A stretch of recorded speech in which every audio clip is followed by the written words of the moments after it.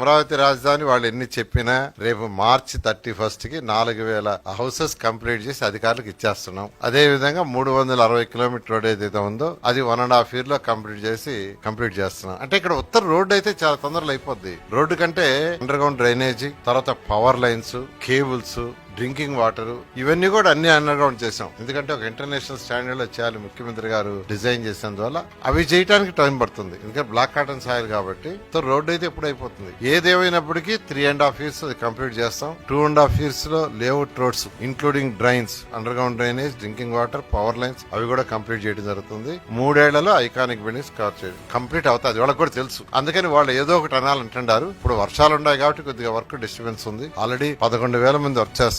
వర్షాలు తగ్గితే దాదాపు 15,000 మంది మినిమం వర్క్ చేస్తుంటారు. వర్క్ ఎంతో వేగవంతంగా జరుగుతుంది. వచ్చి చూడమనండి, వచ్చి చూస్తే తెలుస్తుంది. ఊరికే మాట్లాడటం కాదు. అంటే వాళ్ళు ఏం మాట్లాడతారో వాళ్ళకి తెలియదండి. యాక్చువల్ గా వెస్టర్న్ బైపాస్ వేశారు. దాని కింద యాక్చువల్ కెనాల్ ఉంది. ఏ కెనాల్? కొండవీటి అవి ఉన్నాయి. దాని కింద యాక్చువల్ గా వాళ్ళు అది కట్టేటప్పుడు దాని కింద యాక్చువల్ గా సిల్ట్ ఏదైతే ఉందో దాని తీల బ్లాక్ అయింది. బ్లాక్ అయినప్పుడు వాటర్ కొద్దిగా తన్నింది. ఇంతలోకి సిఆర్డీ వాళ్ళు గమనించారు, దాన్ని క్లీన్ చేశారు. ఎక్కడ మునిగిపోయింది? వాళ్ళు ఇప్పుడు ఐకానిక్ టవర్స్ ఉన్నాయి, 5 ఐకానిక్ టవర్స్ తవ్వారు. దాదాపు 15 అడుగులు వాళ్ళు కాంక్రీట్ వేశారు. ఆ చుట్టూ ఉంది. వర్షం వచ్చినప్పుడు నీళ్లు వస్తాయి, రాకుండా ఎట్టుంటాయి.